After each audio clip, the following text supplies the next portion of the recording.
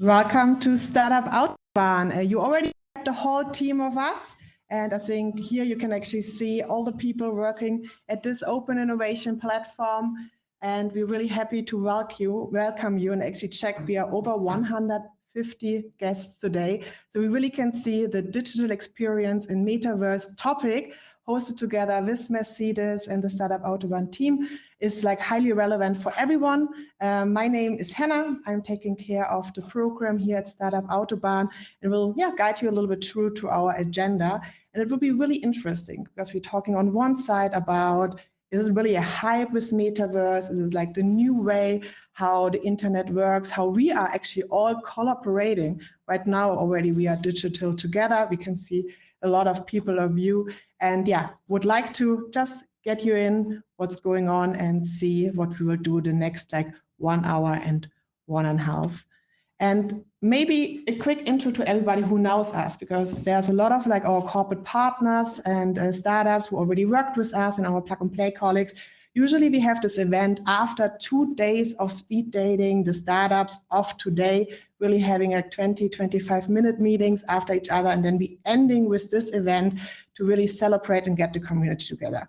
This time we switched the system a little bit to really give you an intro to metaverse. I think there's so many different definitions out there, and really interview the startups about their technology together with our colleagues from Mercedes and from us from Plug and Play.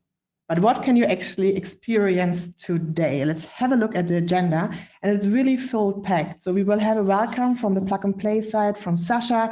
René will welcome you from the Mercedes side, together with Robin and Katharina, and then Katharina and actually will come together to give you some insights why the metaverse is interesting for the automotive area, or especially for Mercedes. Then we have the team from Triad community here, Tim and Maximilian, who give you at the beginning like more, I would say, what is the metaverse and why do we need it? And at the end, bring you some more use cases next to the metaverse automotive area to give us really a good overview where the technologies goes. And in between, I have 2 colleagues from Plug and Play Mercedes who will invite the startups on stage and really ask them questions about the technology, how to use it. Some of the startups are from Europe, some are from America, some already have some use cases from automotive, some were not. Some already worked with a huge producer in the TV in the music area, and I think there are a lot of cool insights we will get. And then later on, I think some of you already experienced, you will jump back to Remo. This is like the tool we are right now here. You have the possibility to meet the startups on the table, to meet the community, and maybe to give you some like insights how this tool works, so you can really use it over like this meeting. Maybe you can jump over to this slide. At first, thanks to our speakers coming all over, already introduced you to them as well. Thank you to our startups for coming here. And here we can already test out the first thing Remo can do. If you're looking down at your tool, you see clapping hands, thumbs up, and I'm not sure what this is, but it's like, oh, it's really interesting. So I would like to ask you all to give a hand to our speakers, to give a hand to our startups who take the time today to bring you to the metaverse world. And maybe we can as well check out the logos of the startups you can meet later on the stage. Giving it a quick second, maybe some of you will recognize. If not, just check out the chat message. We link you the Notion page where you find all information about startups and speakers. However, quick intro to Remo, and I think this is like on the next slide. You can use the chat. For me, it's right now on the right side. I think for you on the left side. You can search for people. So our recommendation would be next to your name, include your company name. And as well, you can write people directly. You can write in the chat. You can give us some feedback. You can ask questions. This would be really, really nice. And if somebody coming here on stage, because you're kind of sitting in your living room, we cannot see it, please give like all the speakers some clapping hands, thumbs up, or what the third emoji means. I think this is like what you need to know about this tool. If you have any problems, just feel free to write me, Hannah Baumgarten, on I will help you with my team, with Vasily said, Nina and Julian. And with this, I can actually give it our managing director from Plug and Play Germany. I will give an intro to Sasha. Let's say it this way. Let's try to kind of switch. Thank you, Hannah. Welcome, everybody. And thank you, Mercedes-Benz, for hosting this month's meetup and deep dive and opening up to the mobility ecosystem.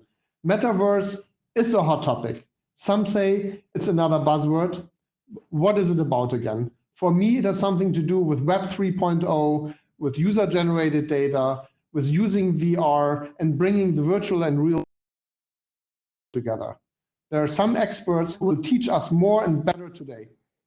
For sure, many industries are paying attention to this topic now, engaging customers and changing the way how to experience products and sell them, whether it is for retail, gaming, or in the mobility field. At Plug and Play, we are pushing innovative topics, and this one is a great example to provide more insights and better understanding of the new trends to inspire new ideas, to assist in finding new use cases, out of which new business models can evolve. We're very excited to see what's coming. And with this, over to Renee, Manager of Science and Next Technologies at Mercedes-Benz. Thank you. Yeah, thank you very much. And great and a warm welcome to all of you, ladies and gentlemen. Great to be here with you today. Please allow me to briefly introduce myself. My name is René Ackel-Sarkur, and as Sasha already said, I'm heading the team of Science and Next Technologies within the research department of Mercedes-Benz. I joined the company more than 20 years ago, working in different positions within series development, corporate strategy, as well as in the research and advanced development department. Our current team mission is to identify, analyze, and evaluate upcoming technologies and relevant players. And that's why I feel quite comfortable in incorporating the startup Autobahn activities into my team, following up on my former colleagues' successful engagement into the great cooperation with Plug and Play. I think Philip Knighting did a great job, and I'm grateful to him to receive such a very good to handle heritage. Today, I'm very happy that I can, on behalf of Mercedes-Benz, speak out a warm welcome to all of you. And I'm very pleased that we can present the topic of digital experience and metaverse as host together with our dear partner Plug and Play, and welcome all the startup Autobahn partners and all of you. The partnership with Plug and Play is really a great success story, and it's of great importance to me to stress how fruitful the cooperation was since we established Startup Autobahn some years ago. One example are the deep dives. This is really a well-established and successful event format that offers all Startup Autobahn partners the opportunity to get to know selected topics, exciting startups, and tech developers. This month, we will try out a pilot for a new event format. Today's meetup serves as kickoff upfront to the actual deep dive sessions to introduce the topic to a broader audience. So before we learn more about the metaverse and its exciting opportunities, I want to thank Plug and Play once again for the organization and the technical implementation of the event. And now let's find some answers to the question, why have we chosen this topic? What significance does the topic have for Mercedes-Benz and the industry? Or in other words, what's in it for us? So once again, welcome to all of you, and let me hand over to Robin. The stage is yours. Thank you. Hi, everyone. My name is Robin. I'm the head of the Digital Innovation and Partnerships team here at Marketing Sales IT at Mercedes-Benz. Obviously, Metaverse for us is a huge marketing and sales use case. All the use cases that we see currently, or a lot of them, are marketing and sales related, which is why we're very excited about this topic. We have a full pipeline of ideas, and I can't share with you the details today, but I think Katharina and Valentin will go into some details, some ideas that we are working on later in their keynote. But the topic that I care most about from marketing sales side for today is the topic of the virtual showroom and consultation, because obviously, as any company, we are moving towards more online sales. and we want to reach 25% of cars sold online by 2025. At the same time, we have a very, very complex product that is not easy to explain to the customer. Many customers want to experience it, want to go to the showroom, smell the leather, really experience the car. So if we want to sell cars online to them, we need to do a good job in explaining the product and giving them a hands-on experience. And I think this is really where the metaverse can help us and where you as startups can help us, providing these top-notch virtual experiences and bringing the car to life in a virtual environment. Yeah, making sure that we have as we have today in the dealerships setting and in the metaverse. And to learn a little bit more about what are the car use cases, I will hand over now to Katharina from the RD department. She's the manager for future customer software innovations and can tell you a little bit about what we are planning in the metaverse with our cars. Hi. As Robin said, my name is Katharina. I am heading the team Future Customer Software Innovations within Mercedes-Benz. And this is part of the research department, like the team from Renee Akasakur. And our job, or the job of my team and mine, is to identify new in-car content and design new in-car software features, always with the focus on a digital luxury customer experience. And my team consists of many Web3 experts, and they evaluate the potential influence on our overall vehicle.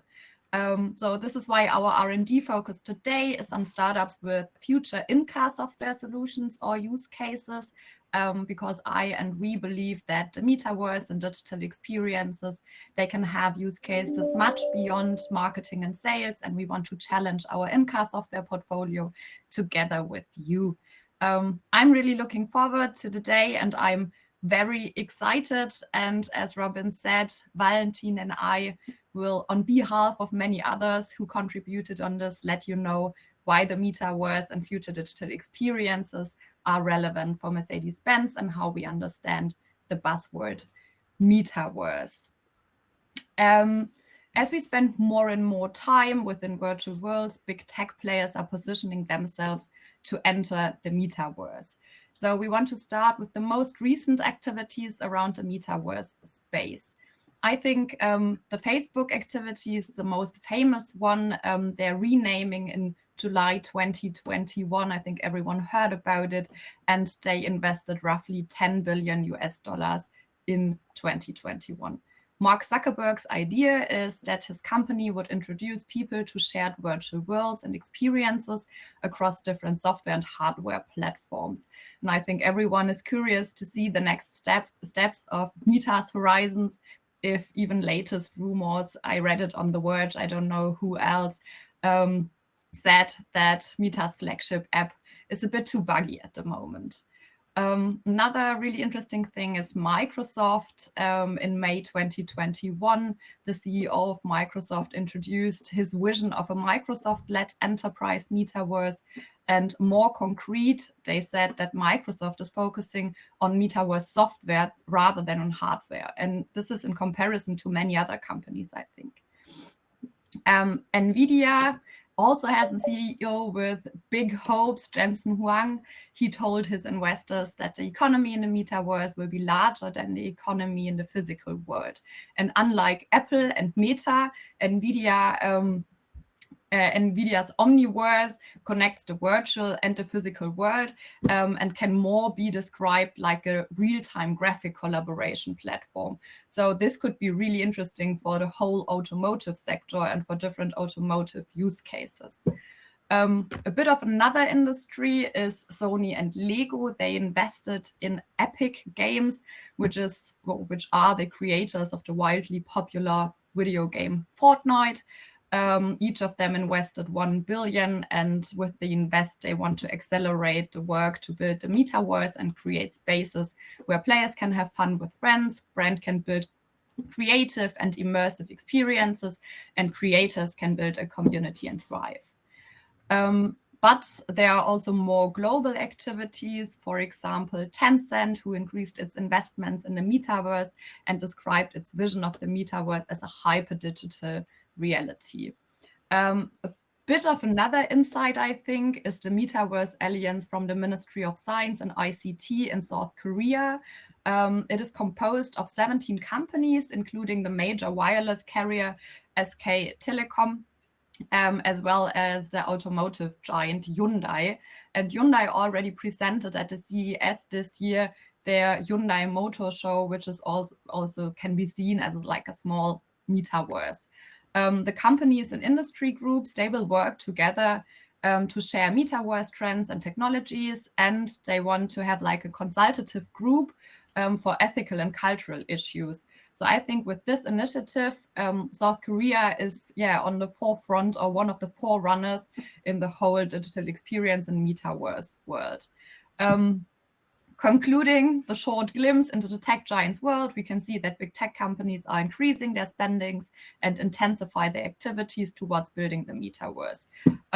But no one really knows how it will look like and possibly feel like, because much of what is called the metaverse today is primarily video games. And from what we can observe so far, we can most likely only deduce certain characteristics of it. First of all, it will spring from the gaming context. It will be a 3D world, and we will have many digital representations of the things we are familiar with in our physical world of today. The good thing about those uncertainties is that we can still shape the metaverse, and we can shape how the metaverse will emerge. There are so many, I think, very interesting developments going on right now, and we like to call them the building blocks of the metaverse. And I think, Valentin, this is your part. What are those building blocks? Yeah, thank you, Katharina. When we think about the metaverse, most people first think about virtual realities and those headsets. And of course, this is one important technology, but that's by far not the only exciting technological development we see right now. So it's these headsets, and beyond virtual reality, of course, there's also augmented or mixed reality, but you have to address all the senses. So it's also special audio techniques like the spatial audio, it's tactile feedback, and even beyond user interaction, of course, the complete backbone, the IT and connectivity behind it, the computing platform. If you want to enable not thousands, but millions of users to use virtual worlds at the same time, you need very highly scalable solutions for that. Then, of course, there's the Web3 hype. Now, maybe the next crypto winter has started, but that's always like seasons. The next crypto summer will come, that's pretty sure.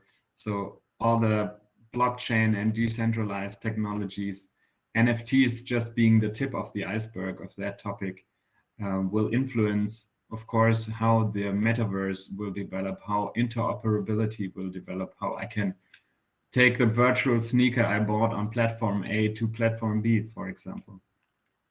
Then, of course, the very quick approach and now the quick development of artificial intelligence will influence every field, from user interaction over computing to, of course, also the content that's generated, because that brings us to maybe the most important factor, the user perspective. So the user has to have some value of the metaverse. And we are currently looking at two perspectives. One is the metaverse in the car. So what applications can be integrated into our vehicles, which are related to the metaverse? What are the technological features, but also the use cases within the car? But then, of course, the other question is, what about the car in the metaverse? How is luxury mobility defined in a virtual world? So those are the two main perspectives we're currently looking at. And as I said, it's always important to look at it from a user perspective, not from a technology perspective. So there's a huge potential, because the metaverse will possibly touch almost every aspect of life, from work, from gaming, over maybe sports, up to medicine and health. And that's such a vast field that you have to consider really what is the user's needs and wants. And there's really a lot of possible smart bets in this sector. We don't know how it will turn out, but we have to make sure that it always benefits the users and the customers, because the only way the metaverse will be relevant for people is to make something happen that's worthwhile. Otherwise, the idea will be dropped very quickly. So that concludes why the metaverse is so exciting right now.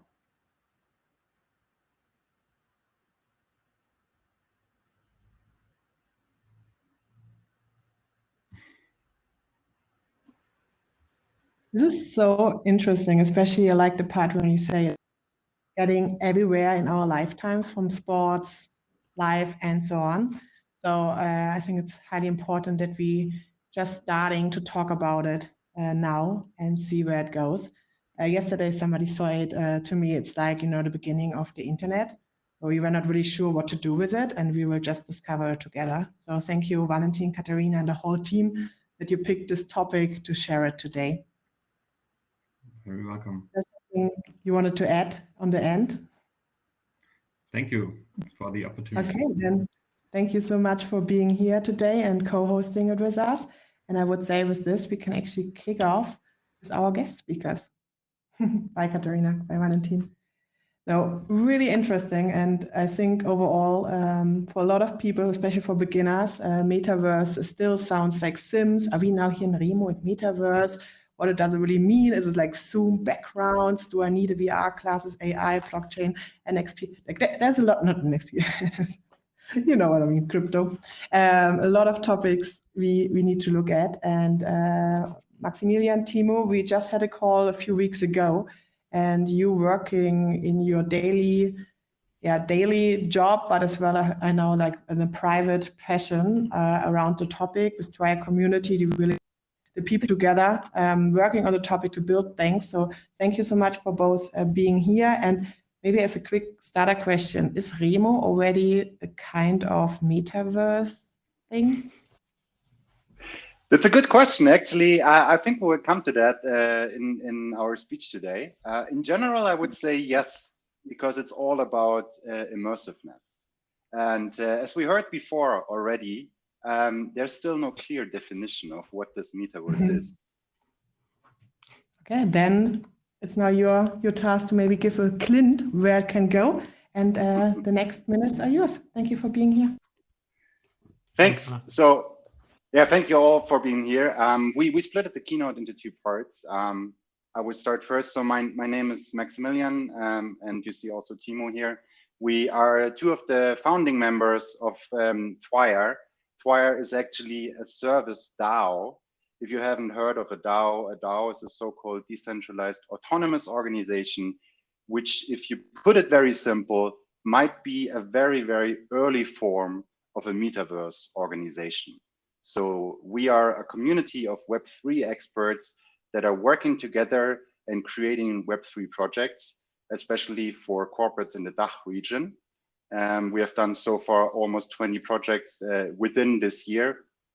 And the community reaches from expert from the legal field to development, design, rendering, and all the stuff. The interesting part about that is that what you see now is quite untypical for us, because normally we work with our digital avatars, which means normally you wouldn't see us as humans, you wouldn't see our human faces like you do at the moment.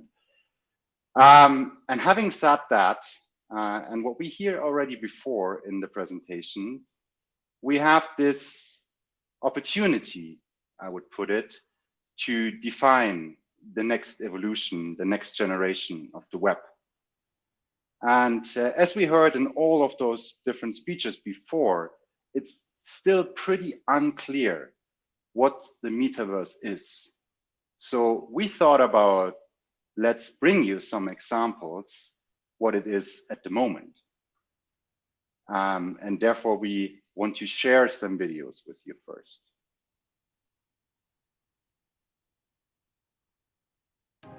Where are we? Well, we're standing in the middle of my spaceship called Xanadu, and we're just hanging out a little outside of Earth's atmosphere. Of course we are. What can we do here? Well, we could do all kinds of things here. For example, we could take my ego blaster and shoot all kinds of cool stuff in the ship. Whoa, stop that! Is this the metaverse? So what you have seen here was actually one of the first metaverse interviews that have been done by the CNN. So is this the metaverse, or is it maybe the Hollywood version of it? Nowhere except the oasis.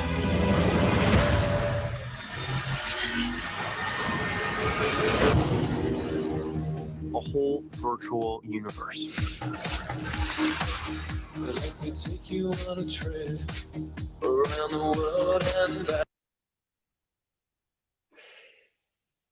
Or is it maybe something even something more immersive when you look at Meta's version of it?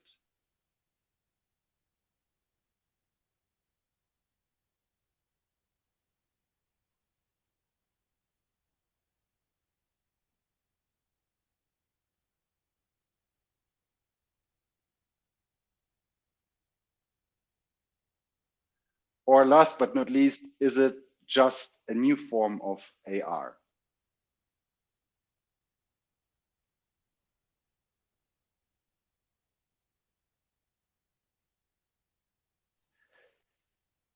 What you can see here is we have seen 4 completely different examples of the same term of metaverse. And this describes quite well what we heard before, that this term is still so unused and so undefined at the moment. But what we can say is that in our daily streams of our social media news, we see it all the time. And this is actually something that have changed within the last month. So if we look at the current trends in Google, in search firms, we see a peak in the term of metaverse, which is the blue graph, around 1 year ago.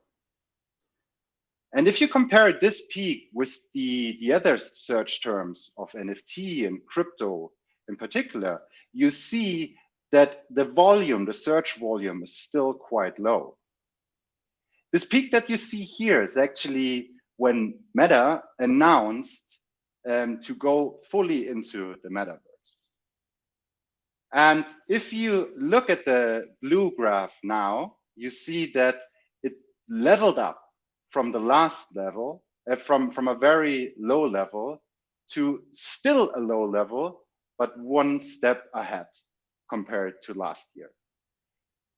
And the interesting part is actually that today is the second event of Meta where they will announce the new iteration of the Oculus and other interesting things. So if you have time, you could have a look what the next step in terms of Meta's metaverse will be.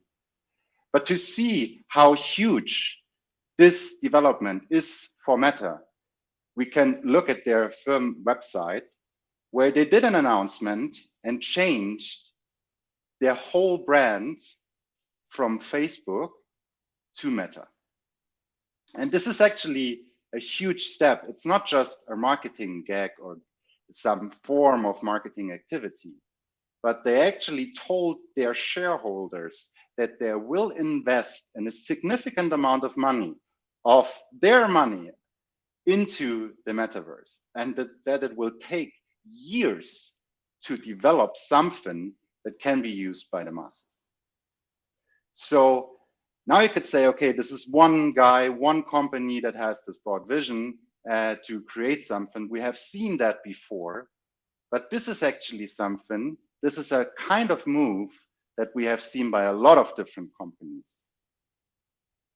And the reason why this is so huge for all of those companies is that the metaverse is more than just virtual worlds.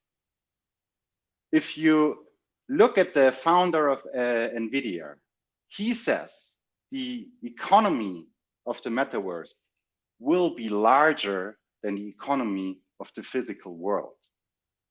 So what we are talking about is not just 3D rendered new worlds.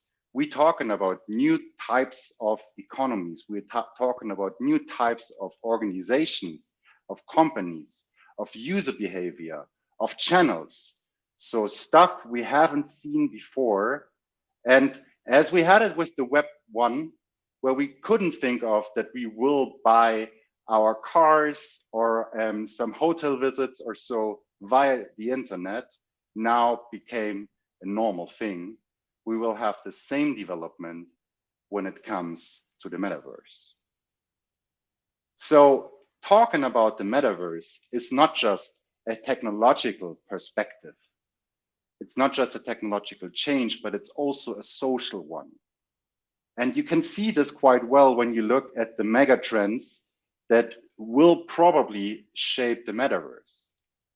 On the one side, they are quite social when it comes to mainstreaming, when it comes to ecosystems. But on the other side, we also see a lot of different terms that are with us for the last months and years. So for example, low-code platforms is not a term that is new. Same goes, by the way, for blockchain. So to sum it up, why the metaverse is now relevant is because it's so much more than just technology. It's so much more than just a new way of communication. And we have seen that before, because those terms, those words I used, were used back then when people in the 90s tried to describe the internet itself. So to sum it up, we brought something from Tim Sweeney, which is the CEO of Epic Games. And he said, this metaverse is going to be far more persuasive and powerful than anything else. If one central company gains control of this, they will become more powerful than any government and be a god on earth. Having said that, now let's have a look what the metaverse is at the moment. Thank you so much, Max. I hope you can all hear me well. Hi, also from my side, I'm Timo, and really happy to discuss this really exciting topic with you today. So let's jump right in. What is the metaverse? There's so many definitions around, and I think I brought you the longest and maybe one of the newest ones. I will read it out for everyone once. A massively scaled and interoperable network of real-time rendered 3D virtual worlds that can be experienced synchronously and persistently by an effectively unlimited number of users with an individual sense of presence and without continuity of data, such as identity, history, entitlements, objects, communications, and payments. This is from Matthew Ball, who was, I think, one of the first who did really comprehensive articles on the topic of the metaverse a few years back, and wrote one of the newest books. And you might be wondering why this slide is full of words and saying, well, I can't remember any of that. And the point of showing you that definition, because when you think on what level we are discussing this topic right now, it's so big, it's so high level, and it's so much that a lot of folks are just picking some parts of the definition and building products or services there. So what we're going to do next is taking a deep dive into that definition and taking a look at the different aspects it covers and looking at some examples. Let me start with virtual worlds. I mean, that's kind of obvious. The metaverse is kind of composed of virtual worlds. They're in general computer-generated, simulated environments. And they can't just be 3D. They can be 2D, they can be immersive 3D, they can be superimposed on real world. We saw this earlier in the example of I think it's actually the leaked video of the new MetaQuest Pro that's coming out today that Max showed us earlier, or even purely text-based. So there are multiple ways to interact with virtual worlds existing today. I think some of the most famous ones are Roblox, Fortnite, and Minecraft, and I'm sure that most of you have at least touched one of these. For the ones who haven't, I would show some quick examples. You might have seen Nike Land collaborating with Roblox. Sometimes we laugh, sometimes we cry, but I guess you know now. Actually, baby, been waking up in the crib, and sometimes I don't even.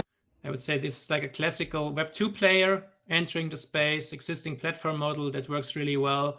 And then there's obviously the counter perspective, and that's Web 3. You might have seen this guy maybe looking a bit different, but I Bored Ape. And that's a teaser video for their metaverse, The Other Side. And let me actually jump ahead a little bit to show you the scene. Because there are some, for some of you, there might be some familiar characters, actually NFT avatars. And this also shows already the difference between the two approaches. Having like a closed down platform and having an open metaverse where you can bring your own assets, in this case, NFTs. There's a lot of more videos on the Miro board, and I will gladly share it afterwards. We're not going to watch every one of it, but we still put them in there for you as an input. Especially this one is quite cool from Eminem and Snoop Dogg diving into the metaverse with their Bored Ape avatars, or Snoop Dogg's mansion in the sandbox. Next thing is the metaverse is partially 3D. That's interesting because it's kind of obvious, I think, that 3D is a more intuitive interaction model for humans in general than having like 2D websites, apps, like Zoom calls and other stuff, especially when we are talking for social use cases. Still, the hardware is not there yet for most use cases. I mean, Max and myself are using this one you see here quite a lot and doing workshops in there. But I still think the big leap is ahead. And I think the 3D is kind of the logical next step, mainly because we are spending so much time online already. And that's going to change even further if we believe the thesis from Jensen Huang, for example. And with that, I think it's kind of obvious that also our social use cases are moving there too. And especially when you have like a workshop scenario, for example, or meeting in a virtual bar, it's so much more immersive when you can do this in 3D and look around and stuff and see the gestures of people than in 2D. Next is the rendering aspect. So the metaverse, if we take it literally, should be rendered in real time. And that's actually quite a challenge. What you see here is Google Stadia, and that is a gaming service that streams games to your phone, your laptop, your desktop, and so on. And what's kind of interesting is that they actually announced they're going to shut down in January because now I think not a lot of people are using it compared to other gaming stream services. And what this also shows is that the technical challenges, like from streaming real-time rendered 3D worlds with like millions of people or maybe even billions of people in the future over huge latencies when you want to achieve a global setup, is crazy intensive from a lot of perspective, but also from a computing perspective, and obviously also a bandwidth perspective. So getting these worlds in real-time rendered to the devices in the end is today a huge challenge and will be a huge challenge going forward. Interesting is the interoperability aspect of it, because I think that's also where Web3, so NFTs and DAOs, you touched on them earlier, Max, come into play. Ideally, when we have assets in the physical world, we can use them, we can move them around, we can take them to a different city, even a different country, and so on, at least in most cases. You usually can't do that on Web 2 platforms today. And that's, I think, what makes open metaverses like Sandbox and Decentraland, for example, quite interesting. Because there you can take the assets from one metaverse to another.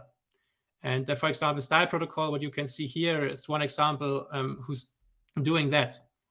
It's kind of tough, though, because it's not just taking a PNG or a JPEG from one world to another, but it's 3D files. And with 3D files, we have a huge challenge right now to define the standards. What do I mean by that? For example, characters that are walking, they might have a different engine from one metaverse to another. So how do you translate that data so it looks smooth in one metaverse and also smooth in the other? So there needs to be a huge amount of standardization. That's, for example, what Style Protocol is doing to make metaverses, or let us say virtual worlds, interoperable. I think one funny example is Call of Duty and Fortnite. I mean, imagine you could take the Fortnite banana, which is quite a famous skin in there, and take it into Fortnite. Does this even work? Can it hold like a gun? Can you take it in a car in Call of Duty? That's quite interesting to think about, because the deeper you go, the more you realize that there are so many challenges and standards that need to be defined to really make that automated, that at least we think there's a long road ahead regarding standardization and interoperability. One aspect that I think is really important is the massively scaled aspect. When we talk about the internet today, we generally, like, it has no border. There's like an infinite amount of numbers, websites, and so on. And it has billions of users, even getting more. So there's no real borders. And I think the same can be applied to the metaverse. There will be so many virtual worlds, but it's really important that it's not just like one digital theme park where you can go in, but there's a multitude of destinations with different looks and feels, emotions, maybe even like having interoperability and stuff. So you have the same feeling as on the internet, where you can take your stuff around if you're outside of closed platforms and so on. So I think that's a really important aspect and also a huge challenge to achieve that scale.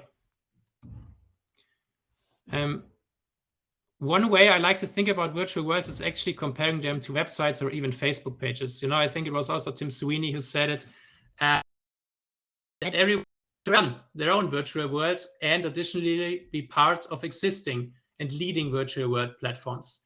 So you can kind of think of it like every company nowadays, or maybe not nowadays, maybe it's over, having Facebook pages, but are on TikTok or on LinkedIn, for example. And I think you can kind of apply that to virtual worlds too. Next thing is the metaverse is persistent, meaning it stays the same. So stuff that happened yesterday, that Max did, for example, I will also see. And this, but it's also a huge challenge, because when you think of Fortnite, or Call of Duty game, or any other game actually, in 90% of the cases, or probably more like 99, a game stops after a specific amount of time. And when that game stops, the map is going to reset and everything goes back to zero. And this is something that's not working in the metaverse approach. Continuously are able to log in and stuff. Synchronous is a huge challenge. I talked about this earlier, having like an internet connection that is low latency, high bandwidth, and being able to do that all over the world. There are actually like physical limits based on latency, which are really, really hard or maybe impossible to tackle because there are physical limits. So being able to be in the metaverse, not just with like 50 people or like regional servers, but on a global level, is also going to be really tough. I think Matthew Ball sums it up here quite perfectly, who says it's not VR headset or game engines, but in the end, the network capabilities that will define what we can do and what we can't do.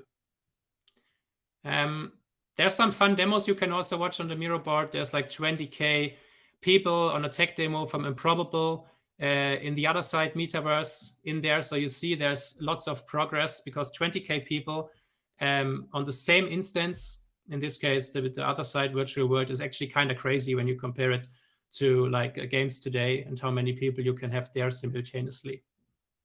We touched already on that.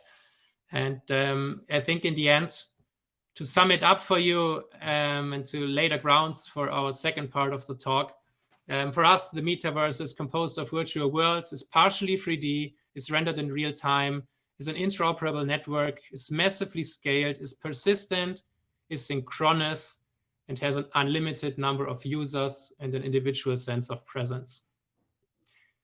That's it for that part of the keynote. I hope you already got some impulses and learned something, and looking forward to the next sessions and to our follow-up later.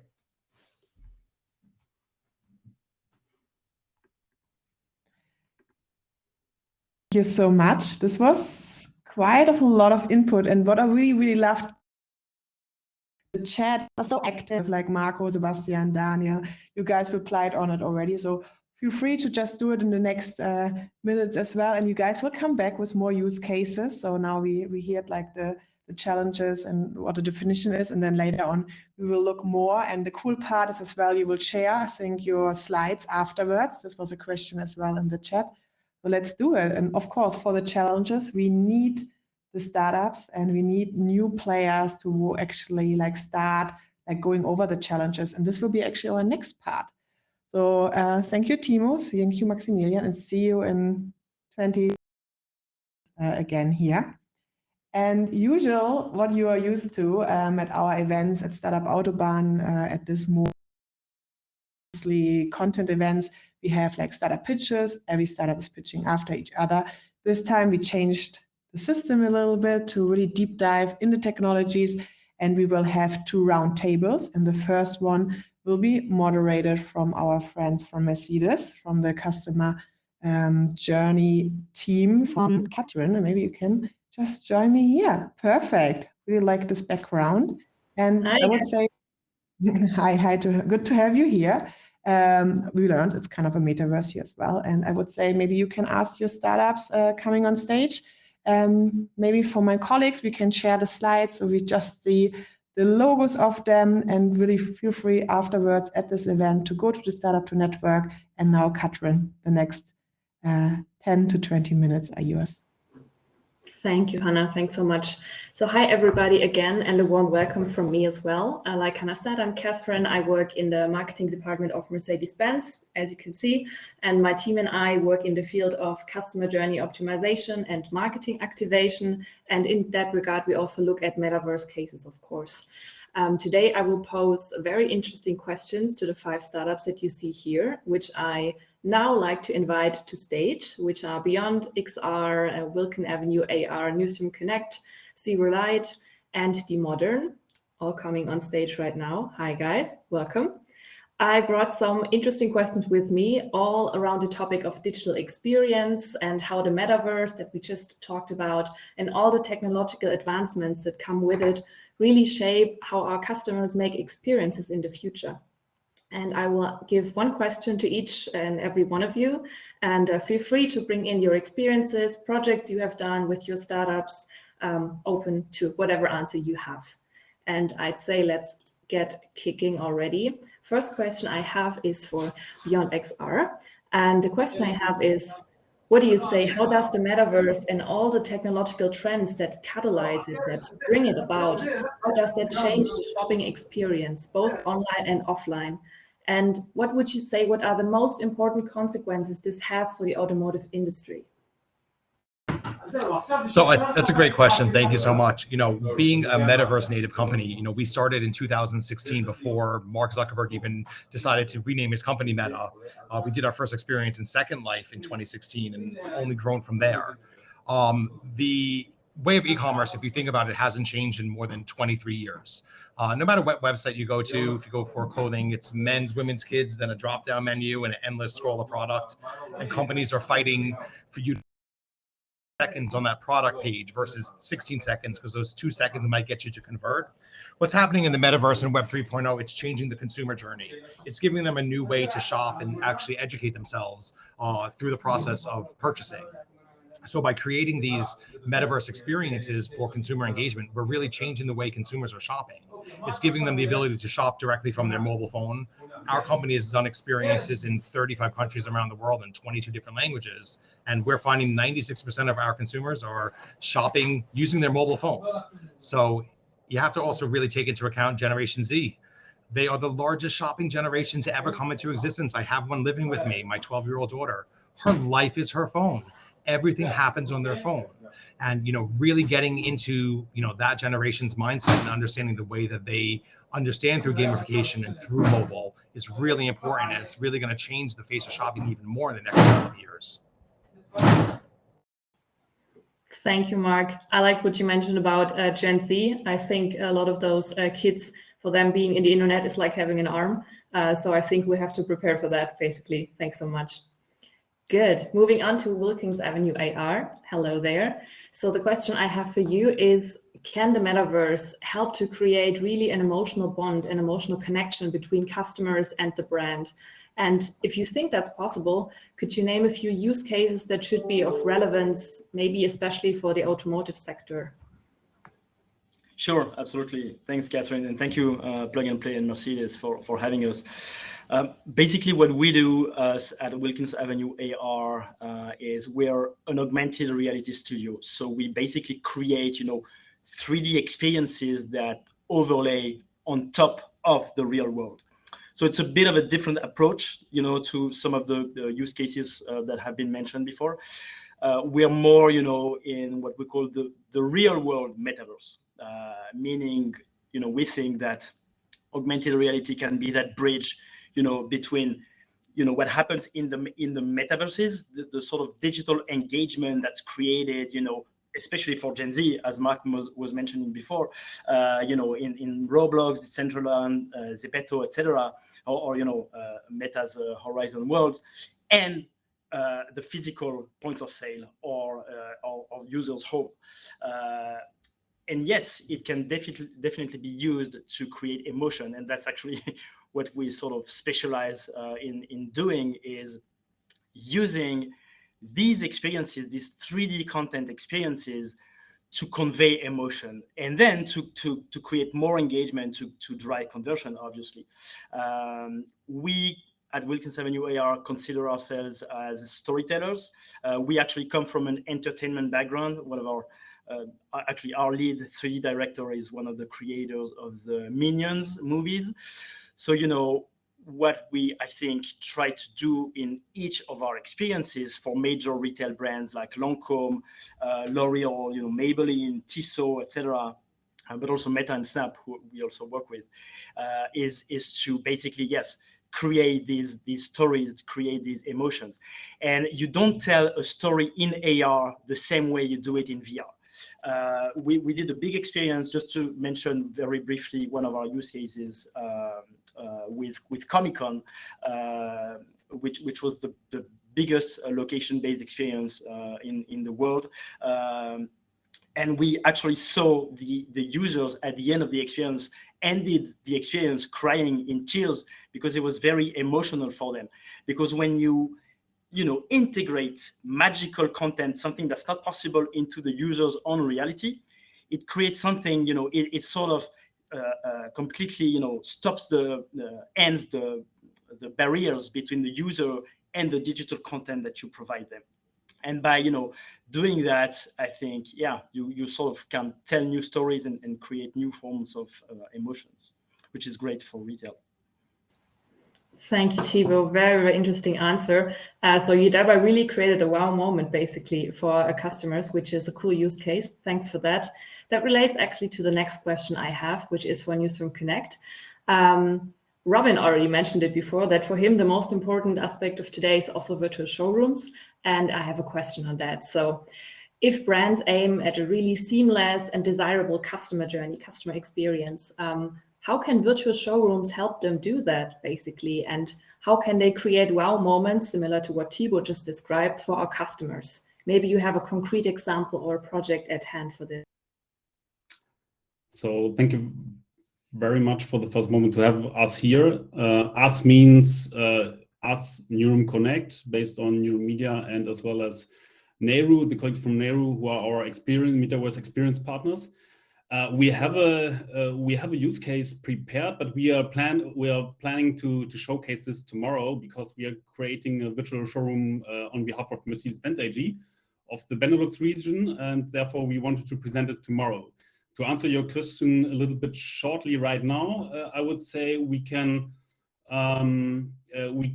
create a very beneficial experience based on the orchestration of various channels, meaning the Web 2.0 channels, like various chats, further car configurators, etc., and combine this with Web 3 channels with, for example, various POE cases, etc. So yeah, but as I've said before, we are going to present this tomorrow. So I would like to take the opportunity to skip it for the moment. Yeah.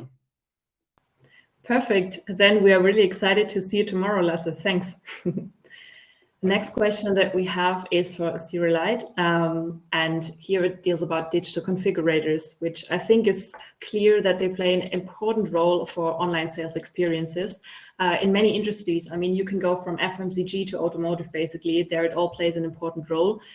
So can you tell us what new virtual configurator concepts exist at the moment to create immersive experience for our customers and maybe also attract new customers and new customer segments?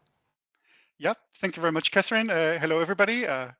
Also, thank you very much for having us as Zerolite to join this very exciting event today and tomorrow. And to answer your question, we see that there's currently really a shift happening within the automotive industry. This is where our focus is.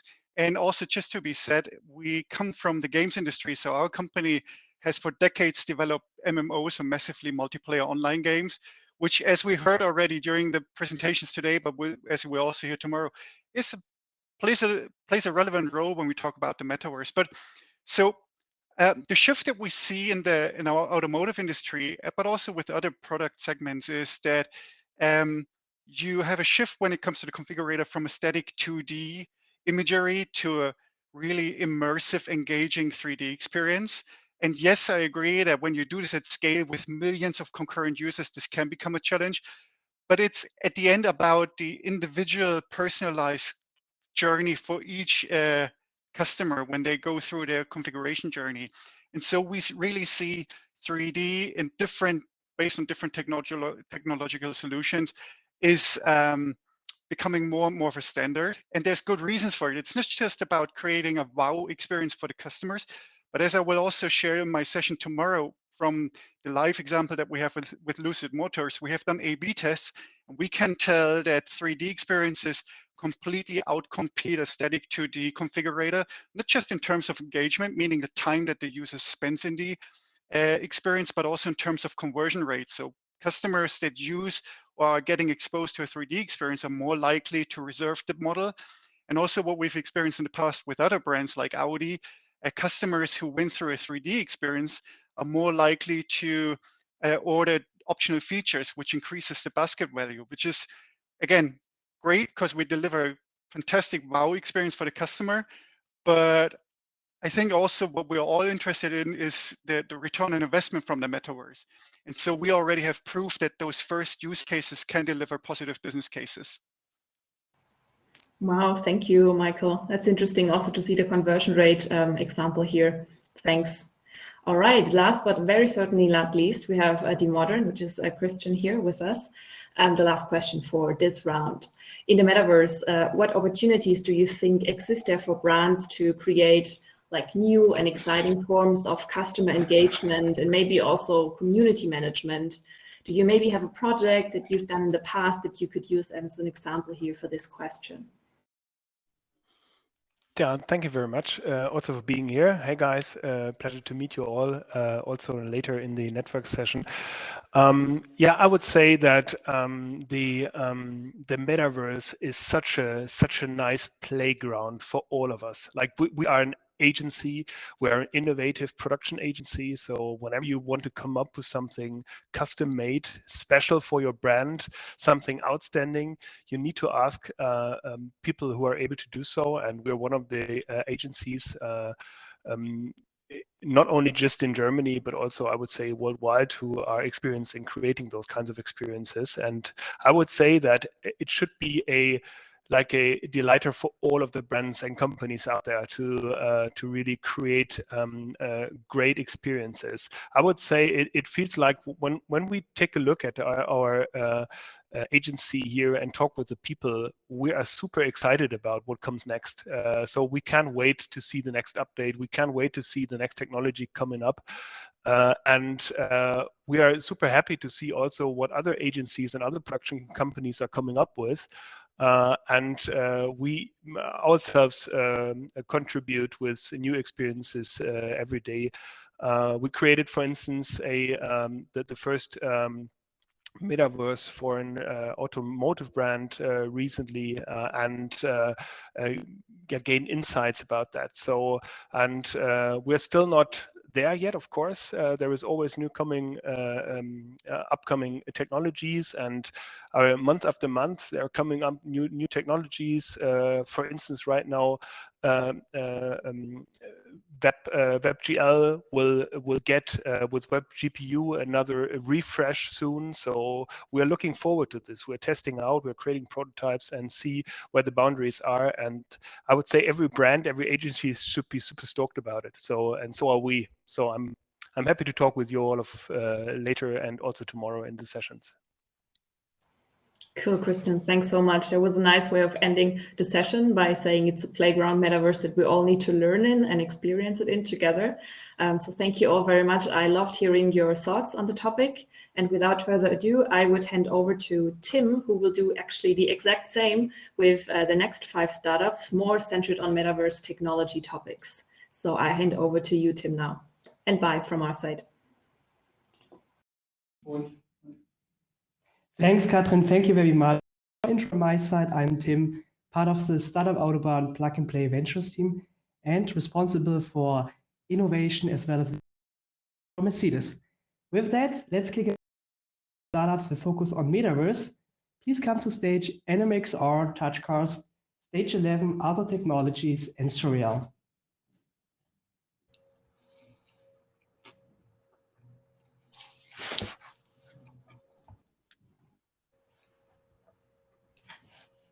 Perfect. I think 2 startups are missing. I think stage 11, are you here?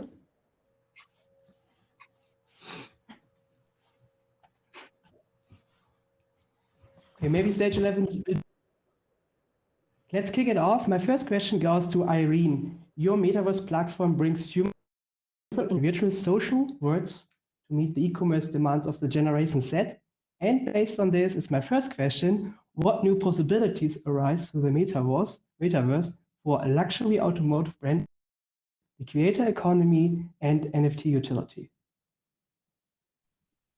Hi, thank you again for having me. It's a pleasure to be here with everyone. Again, we're NMXR. I'm the CEO and co-founder. And really what we see, the convergence of NFTs as well as the metaverse. We work across various luxury brands in the fashion space.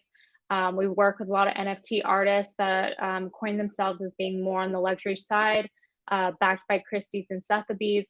And we do see a convergence in ways in which you can actually create more unique experiences within the metaverse, create communities via your NFTs, and then allow access to various locations within inside of your metaverse through those NFTs. So we've built out experiences with various brands such as Adidas, Farfetch, Burberry, etc., where those companies will launch NFTs within our platform. We allow those users to have access again to various locations.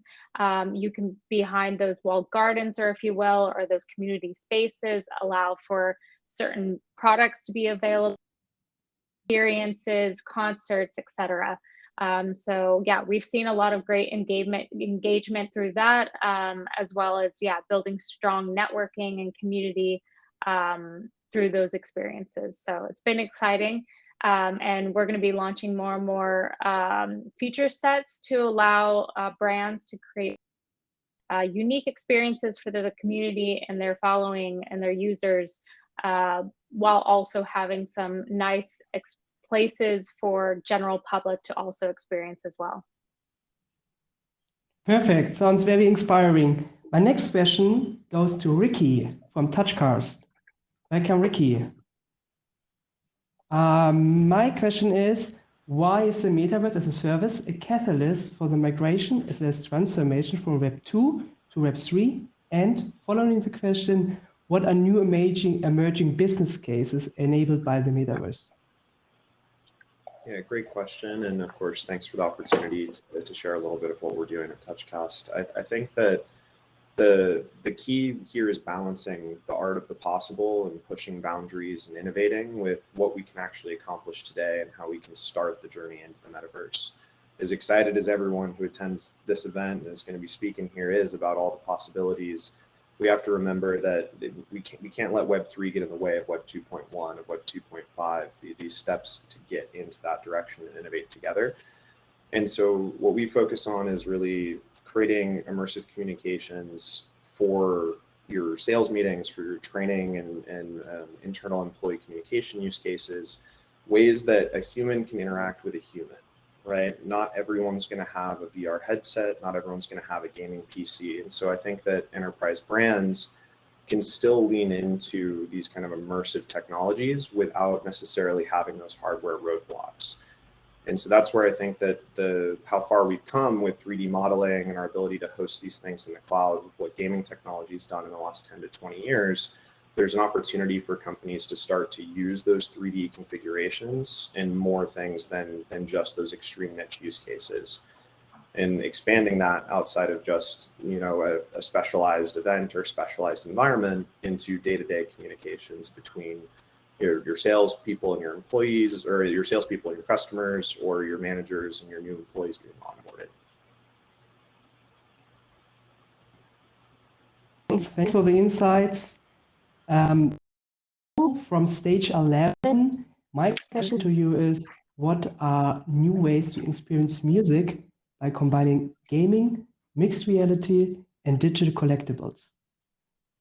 Well, yeah, I think it's a great question. At stage 11, we're kind of building an entertainment metaverse. Well, basically, our mission, as you've just kind of asked in your question, is to bring artists and fans closer together.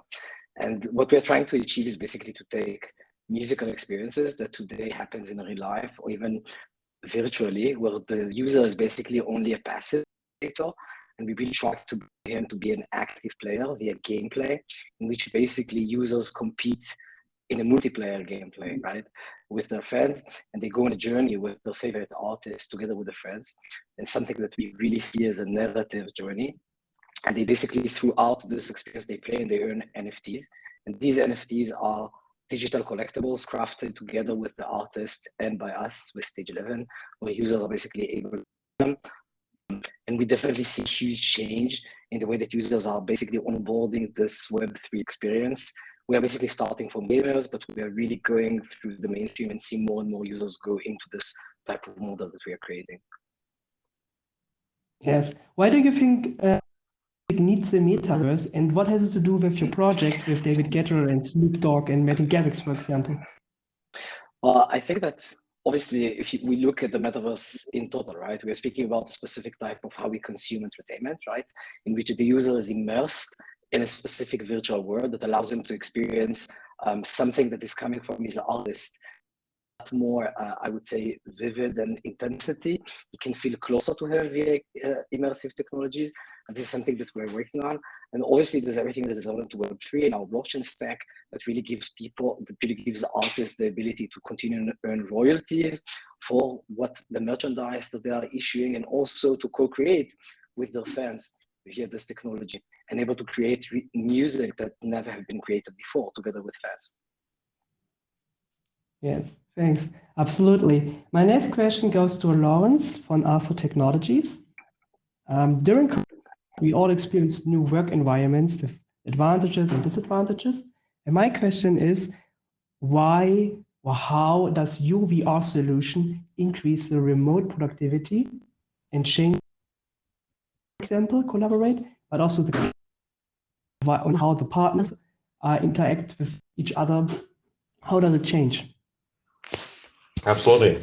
Yeah, great to be here. What we offer at Arthur is an enterprise collaboration platform. And you're completely right. It's all about the productivity that especially remote teams that are distributed, either working from home or from the office or from globally distributed offices, can do. We focus on these kind of meetings that require a lot of interaction. So it might not be the classical presentation, but it's an agile meeting, for example, where teams are coming together to discuss a lot of issues. It's workshops where they create content together, for example, in a brainstorming session, or it's soft skill trainings where people are interacting with each other to, for example, hone their leadership skills. And in this kind of setting, there are three major factors that add to the productivity. It's the breadth and depth of the virtual space. So you can actually distribute as a group into smaller subgroups easily to have a side chat. You have a lot of productivity tools available and infinite space to use those. So imagine you not only have one screen to review your data on dashboard, but if need be, you have 20 or 30 screens in a huge office. And last but not least, if you're in VR, you have this feeling of presence. So people feel more connected and tend to have much more focused and intense discussions than being in front of a 2D screen. Yeah. Do you think also your solution would be applicable for sales, for example, for an automotive use case for customer experience? We are very enterprise focused and therefore typically very B2B focused. However, there are use cases in B2B sales. For example, if you think about large fleet sales, I think this is a great example. And we're actually working with a couple of teams at Mercedes-Benz in marketing, sales, and training. So, for example, for training dealers, for helping dealers to negotiate tricky client sales.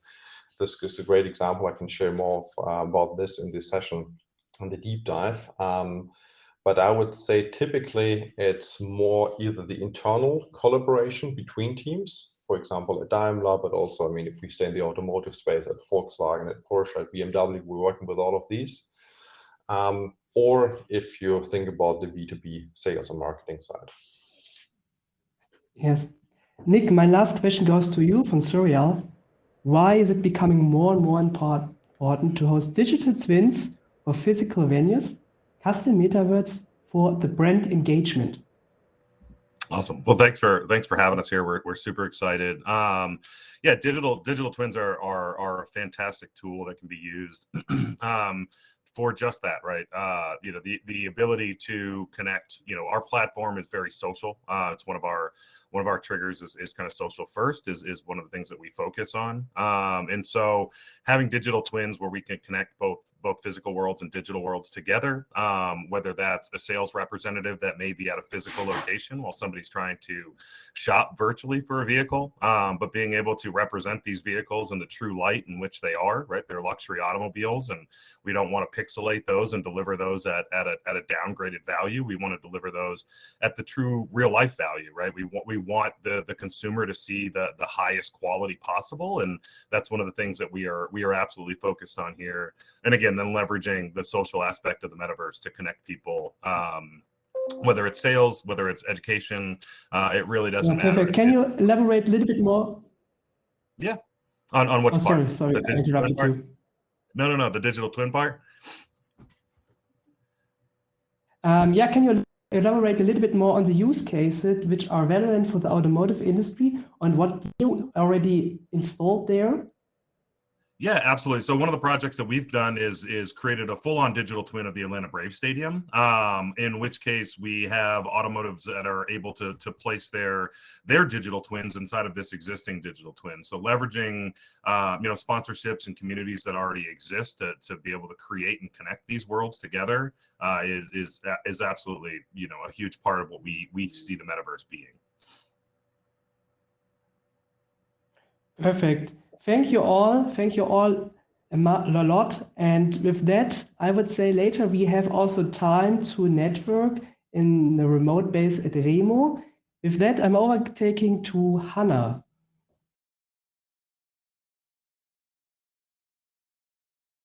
To work on our switch here. Thank you guys so much for sharing your insights. And overall, we already heard some comments like, okay, what are the startups really doing? How can I meet them?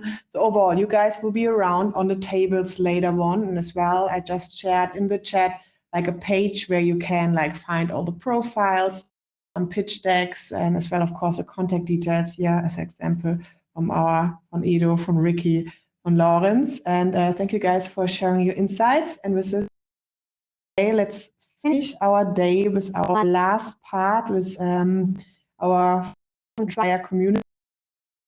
Come back to us and use the next minutes to share some more use cases. Because we hear the technology, we hear the automotive section, your definition, and the next, I would say, I think 10 minutes are yours.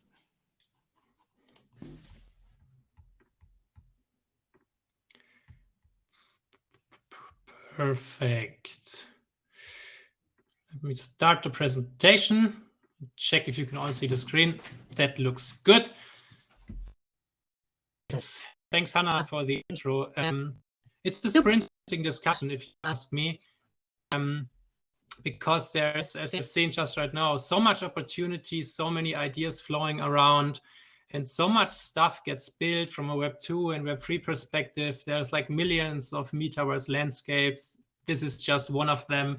And there you can already see it's like everything is in there, from established tech companies like Apple to social companies we know since many, many years, PayPal, and really, really new stuff. And I think this is also, what this shows us greatly, again, how big this is and can be. And at the same time, I think it's also important to cut the bullshit. What do I mean by that? I think one good example is actually Decentraland. You might have seen it or might have tried it. One of the most common in the world from a Web3 perspective, kind of comparable to Sandbox. You can find like stuff from Samsung in there, from Sotheby's. Actually, a lot going on in a like building perspective, but maybe not from a user perspective. Just last week, like actually this week, there was a report that said Decentraland has 38 daily active users. I think, Max, you calculated it based on the valuation. I think that's about $150,000 per user or something, which is kind of crazy. To be fair, the 38 number is kind of clickbaity, as we can see in the subline below. But the interesting aspect is that most of the people were like, well, don't believe any statistic that you didn't fake on your own, as the saying goes. And folks were wondering what the real user numbers are, right? And actually, Decentraland gave a statement just yesterday, and they said that their DAOs are about 8,000 people. And this hit me even more than the headline, because the confirmed number, seeing this black on white, that there are like 8,000 people active daily in Decentraland, at least to me, is kind of crazy when you compare it with the hype around it, the valuation, and so on. That's the Web3 perspective, just picking one example. And then there's Meta. I think at the start, we already heard a short snippet from this article that went live on The Verge a few days ago about Horizon Worlds. I'm actually waiting for my invite. It's still in the waitlist for the beta. But the article is quite interesting because it said that they kind of are not even using Horizon Worlds in their team that's building it, like the employees at Meta. And the lead of their Metaverse division actually asked, the simple truth is, how can we expect our users to love it? So it's quite interesting to see where things are actually standing today in one of, these are two examples from one of the most like present use cases in the media. And you might have seen this when Mark Zuckerberg posted on the left side about the market entry of Horizon Worlds into France and Spain, showing his character and getting a huge shitstorm all over the place. So they had to do another announcement 3 days later, fixing it with like showing new graphics and how the world is going to be in the future. And then there's also obviously like maybe some of you know El Holzo from Twitter. He's normally posting in German. That's why on the right side you find the English translation. People making fun of the metaverse and their use cases. Like, hey, we create a virtual world with infinite possibilities. You can hold meetings in it or buy shoes. Wow, great. I wish I could do that. That would work in real life. So there's lots of people making fun of it too. And the use cases we have in this example here. But what I think is interesting, it's mostly looking at the wrong side, if you ask me. So Mike here asked, what if Zuckerberg is completely wrong about the metaverse and it never really becomes a thing? Well, I think we should ask the opposite. What if Mark Zuckerberg is just completely right about the metaverse and it really becomes a thing? I guess that's also why we are all here discussing this this topic. So to sum like this intro up regarding use cases and the metaverse and where we are standing, and I think it's super easy to criticize new things, obviously, a lot. They showed you some examples at the start, but it's super hard to build truly new things. And it seems like that lots of ideas are still struggling with attracting users, for example. And we kind of know the playbook. I mean, for 99%, this slide is not rocket science. Like solve pains, create gains, establish a value proposition through that, and then you're able to onboard customers to your product or service. And it sometimes feels like that because the hype is so big, the numbers are so big, like the money numbers, when you think about NFTs and stuff, that the basics we have learned how to build digital products over the last few years have kind of gone into the background. Meaning we know how to do it, and I think we need to establish more focus on these points. So that's it for the intro, and heading over to Max. What exciting use cases are we seeing today? Thanks, Timo. And what you saw, what Timo presented you, is pretty basic knowledge, pretty basic stuff. So it's quite hard when we are in this early stages of those different type of technology movements to say what use cases really work. And the CEO of Binance did it quite nicely when he said we are in a situation, or at the moment, when the internet and the email just arise. So when we talking about use cases, which is obviously the first question everyone has, like, okay, what can we do with it? What is the thing? You know, we already saw it in the chat. What's the use cases? What is the user adoption? Where's the product market fit? The problem with the metaverse is that we are not at that stage yet. We are very early when it comes to user adoption. We are very early when it comes to first products that work. We have seen that in the past. And when we look, for example, at the numbers of users, like the whole market, so the TAM, and total addressable market, we talk about 12 million devices. That's nothing. So there is no market, which means there is no use case, no real one, because the user adoption haven't started yet. But what we have is this early opportunity to create use cases, to try things out, to learn.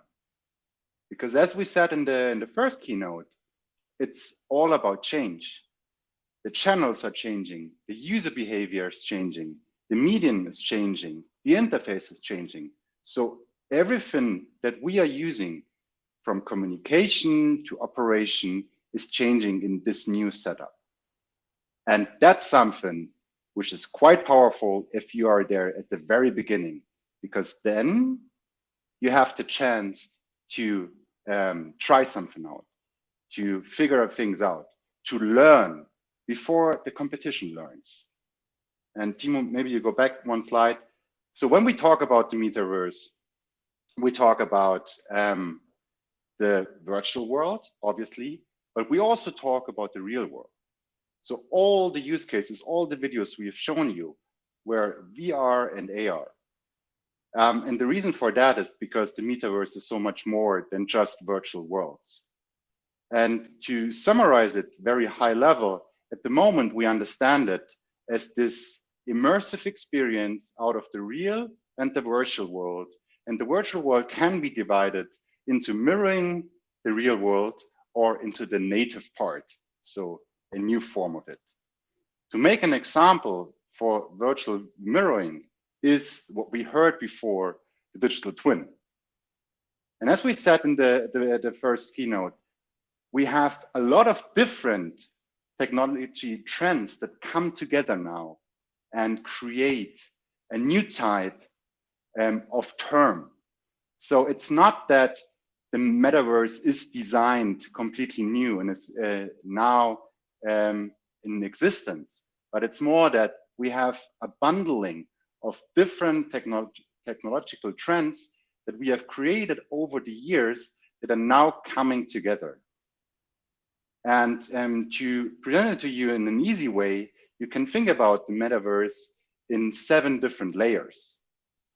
You have in the core a very, very strong infrastructure.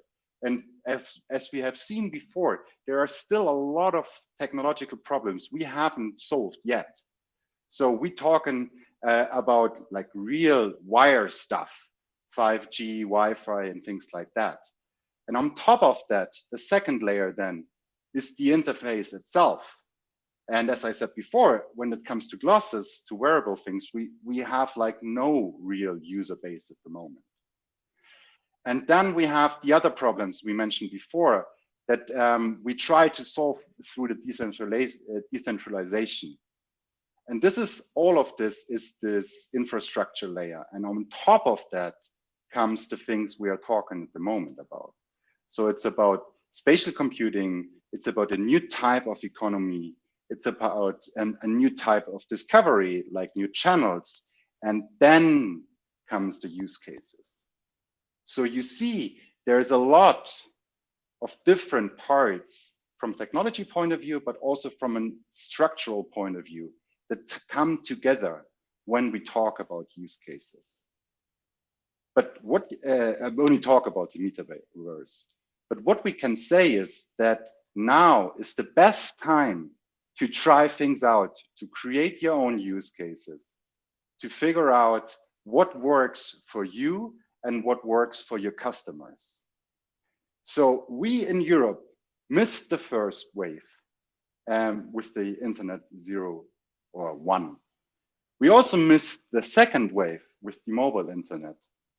But now we have the chance to get the third one right and be there from an early moment on and not talk about so much about the problems, but really try things out. Try to learn by doing things. And that's the best way how you can learn about the metaverse. I hope you really liked what we talked about today. It was a lot of input. You can always find us on LinkedIn. We try to post our insights regularly on how it is to work in this very early form of metaverse. And we are more than happy to answer questions. So send us a direct message or just tag us at posts, and we are quite active. Thanks for listening. We have to say thank you. Thank you, Max. Thank you, Timo. And I think we made you a table as well. So if people want to deep dive more in what you actually collected for us and really get a good overview, they're more than welcome, I think, to jump over. We will share the slides afterwards at our briefing page I shared before, and then I think people can get in touch with. It's good to work again together, or like do something together again in a different setting, right, Timo? Yeah. Cool. Yeah, I really enjoyed it. Guys, thank you so much. Thank you so much. And let's, maybe I'm not clapping because of the microphone. Thank you, Basti. Now, but now we actually coming to the end, and what I really, really love, and you really can see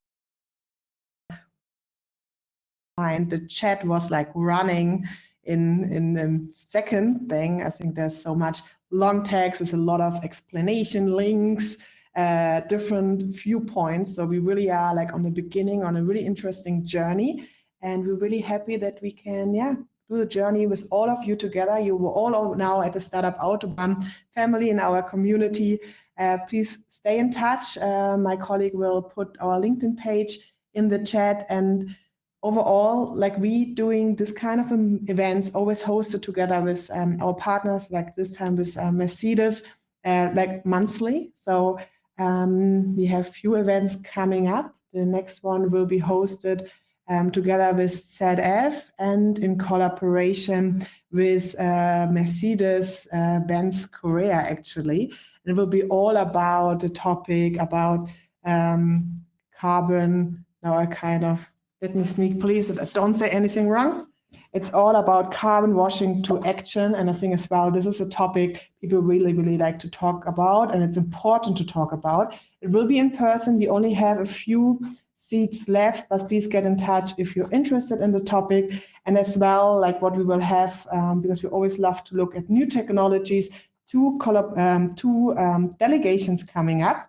So one delegation will be together with Uzbekistan. So on one side, we will learn what innovation is going on right now in this country. And as well, there will be startups pitching virtually. And then afterwards, we will have a delegation from India as well, a country where a lot of things are happening, where we learn, of course, again, what is happening there. And then we will meet some startups in 5-minute pitches. More to come. So we have a lot of events planning next year together with Scheffler, Bridgestone, DXC, and so on. But our next expo, our huge lighthouse event is already set. So save your date. It's June 20, 2023. And we're really excited to see all the pilots who are running right now in our program on stage together with the partners, seeing the technology really being implemented. And same with Metaverse, it's something we have to do together. It's a community topic. We don't know the final solutions and we still are in the definition area. I think this makes all the topic of innovation, open innovation and community really, really interesting. And I don't want to hold you back for now networking with the startup, networking with our other guests as well. We have 15 colleagues here from Mercedes in our office here in Stuttgart. And with this, I wish you a happy networking. Have a good time and please get in touch if we can support you with whatever, or if you just want to chat. Thank you, everyone. And thanks to Mercedes for co-hosting with us.